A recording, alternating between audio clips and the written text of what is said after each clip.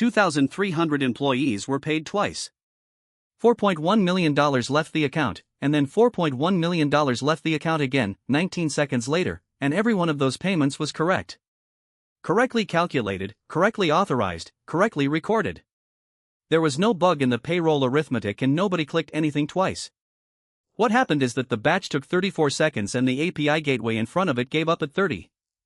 The gateway did what gateways do when they give up, it returned a 504 to the scheduler, and the scheduler did what schedulers do when they see a 504, which is try again. Meanwhile, the original request was still alive on the other side of that timeout, for seconds from committing. It committed. The response had nowhere to go, because the socket it would have traveled back through was already closed. Sit with what the scheduler actually knew when it decided to retry.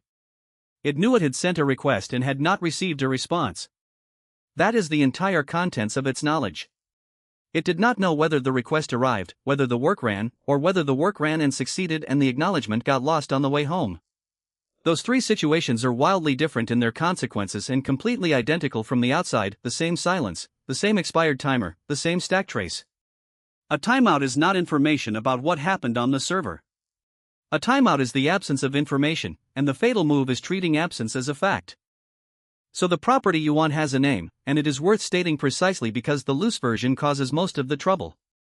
An operation is idempotent if applying it more than once leaves the system in the same state as applying it once. Notice two things that definition does not say. It says nothing about what the caller gets back on the second attempt, and nothing about what happens if the two attempts overlap in time. Both of those turn out to be where the real engineering lives. The word itself is older than any of this. Benjamin Peirce coined it in 1870 for algebra, describing an element that gives itself back when multiplied by itself. Now, the first place people look for this property is the HTTP method table, and that table is true and almost useless. The specification says get, put and delete are idempotent, and post is not. But read what that claims. It describes the intended semantics of the verb, as a promise to a client that might want to retry safely. It claims nothing about your handler. You can write a put that appends a row on every call. You can write a put whose body says subtract 100 from this balance, a relative change wearing an idempotent verb's clothing, and it will subtract 100 every single time. The verb is a contract you have promised to keep. Whether you kept it is a property of the code you wrote. So write the code. The obvious way is to look before you leap. Before paying an employee, check whether that employee has already been paid for this period, and if they have, skip. This is the fix nearly everyone reaches for first. It is better than nothing, and it is broken in a way that has nothing to do with timeouts at all. It is broken because a check and an action are two separate moments, and something can happen in between. Both runs of the payroll batch read the ledger, both see no payment for this period, both conclude they should pay, and both pay. The window between reading and writing is where the duplicate lies. In a single-threaded program on one machine, that window is nanoseconds wide and you might get away with it for years. Put a network hop and a payment processor call inside it and it becomes hundreds of milliseconds, no longer a rare interleaving you can dismiss as theoretical, but a routine one that shows up whenever two retries are in flight together. The pattern has an ugly name, time of check to time of use, and the important thing is that no amount of care in ordering the two statements fixes it. Two statements is the problem. You need one. Before we get to the one, there is a second instinct worth walking through, because it gets much closer and fails instructively. Fingerprint the request. Hash the body, store the hash, reject anything whose hash you have seen before. That handles the payroll case correctly. The retry is byte identical, so it collides. And it fails on three separate frontiers. It fails when two requests are legitimately identical. A customer really does buy the same $2 coffee twice in 1 minute, and the second purchase is real money you have just silently swallowed. It fails in the other direction when two requests mean the same thing but do not look the same, because a retry regenerated a client timestamp or a trace identifier, or serialized the JSON keys in a different order, so the hash differs and you charge twice anyway. And it fails conceptually, because it assumed the server can tell intention from content, the one thing the server cannot do. Which points at the answer. There is precisely one participant in this system that knows whether a given request is a fresh intention or a repeat of an old one, and it is not the server. It is the caller. The caller was there when the decision was made. So make the caller say so, have it generate an identifier once, when the intention is formed, and attach that same identifier to every attempt at carrying it out. The server stores identifiers it has seen. A repeated identifier means a repeated attempt at one intention, regardless of what the bytes look like. Stripe's implementation is the reference and idempotency key header carrying a client-generated value, and enough other payment and messaging APIs have copied the shape that it is close to a convention. The subtle part, and the part that gets implementations wrong in production while looking correct in review, is where that identifier is generated. It must come into existence at the same time as the intention. If your HTTP client library generates it per request, you have built nothing, because every retry is a new request and gets a new key. If your retry wrapper generates it, same failure one layer up. The key's lifetime has to be the lifetime of the decision, created when the user pressed the button or the scheduler decided this pay period was due, carried down through every layer, unchanged across all attempts including ones that happen after a process restart. That last clause is why a key is often better derived than randomly generated. For the payroll batch, an identifier built from the pay period and the ledger version means even a human retriggering the job by hand 3 hours later lands on the same key. Now the server side, and this is the load-bearing detail. The stored key and the affected guards must be written in the same atomic unit. Insert the key with a uniqueness constraint on it, inside the same transaction that writes the payment. That single constraint is what replaces the racy check then act, because a uniqueness constraint is not a check, it is the database performing an atomic comparison set on your behalf, and exactly one of two concurrent inserts will lose. You do not test whether the key exists. You attempt to insert it and let the failure tell you. If instead you record the key in one transaction and do the work in another, you have not closed the window, you have moved it, and you may have made it worse. Commit the key first and crash before the work, and you have a poison identifier that will now suppress every honest retry of an operation that never happened. Commit the work first and crash before the key, and you are back to double execution with extra steps. One transaction, or no guarantee. What you return on a replay matters more than it looks.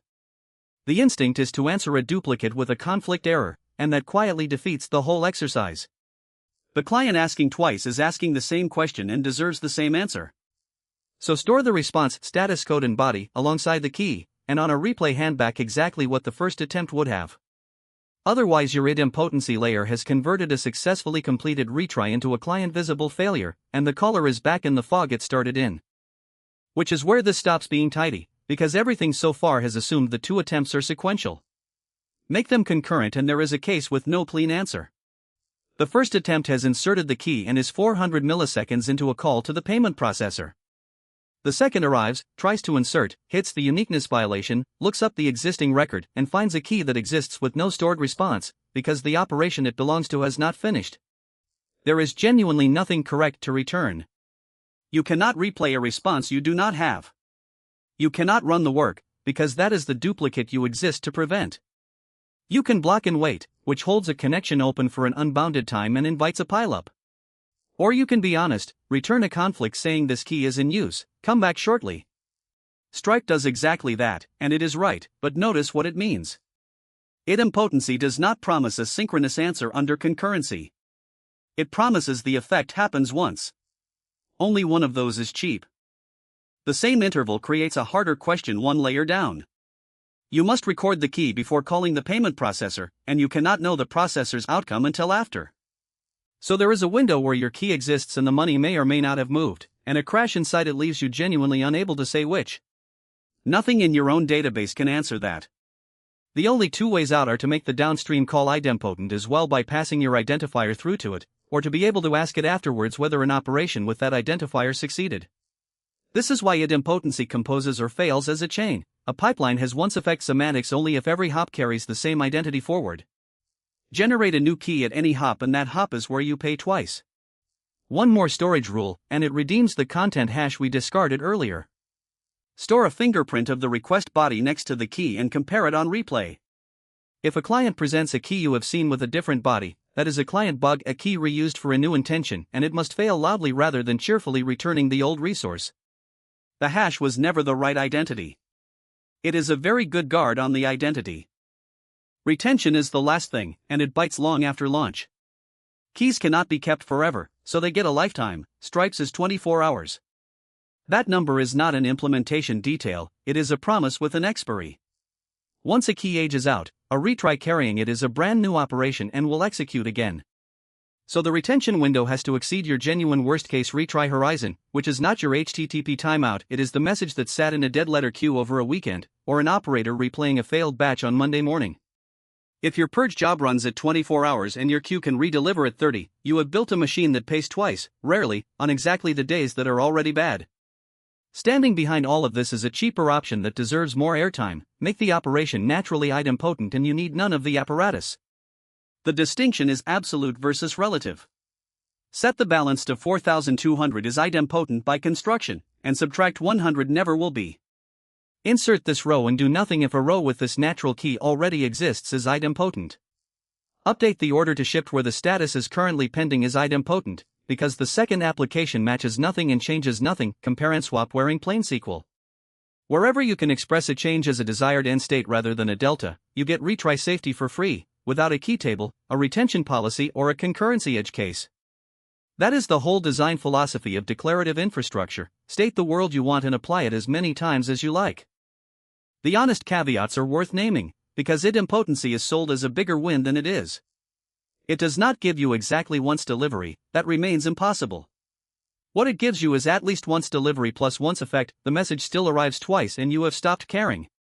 It does nothing for side effects you cannot take back, an email already relayed, a webhook already fired, a box already on a truck, and for those you must record your intention before the irreversible act and accept a small chance of never doing it, rather than a chance of doing it twice. It offers no protection against two different keys for one intention, which is what an impatient user double-clicking generates when the handler mints a fresh identifier per click. That is a user interface problem and a distributed systems costume. And it says nothing about order. Two idempotent updates applied in the wrong sequence still leave you with the wrong answer, calmly and repeatably. As for the payroll, the rewrite was smaller than the incident review. The batch identifier became a derived value from the pay period and the ledger version, so any retrigger by any path collides. The insert of that identifier moved inside the transaction that writes the ledger, under a uniqueness constraint. The response is stored and replayed, so the scheduler's second attempt receives the original success instead of a fresh execution. The gateway timeout was raised above the batch's worst observed runtime, which fixes nothing structurally, and removes the trigger that had been firing weakly. So carry a few things out of this. A timeout tells you only that you stopped waiting, and every duplicate execution bug in your career will trace back to someone treating it as evidence that nothing happened. Checking before acting is not a fix, because two statements can be interleaved. The fix is one atomic statement, and a uniqueness constraint inside the transaction that does the work is the cheapest one you own. And the part that matters most is that identity has to come from whoever formed the intention, generated once and carried unchanged through every retry and every hop, because the server can only ever compare bytes, and bytes were never the thing you meant. If you want to know whether your own system has this, there is a test that takes an afternoon. Send the same write twice, concurrently, with whatever identifier your client actually generates in production, and look at the state afterwards rather than at the two responses. And a question worth sitting with about the layer beneath you: when your service retries a call to a payment processor or a downstream API, does it send the same key it sent the first time, or does something in the middle quietly issue a new one? Most people do not know, and that unknown is the shape of an incident that has not happened yet.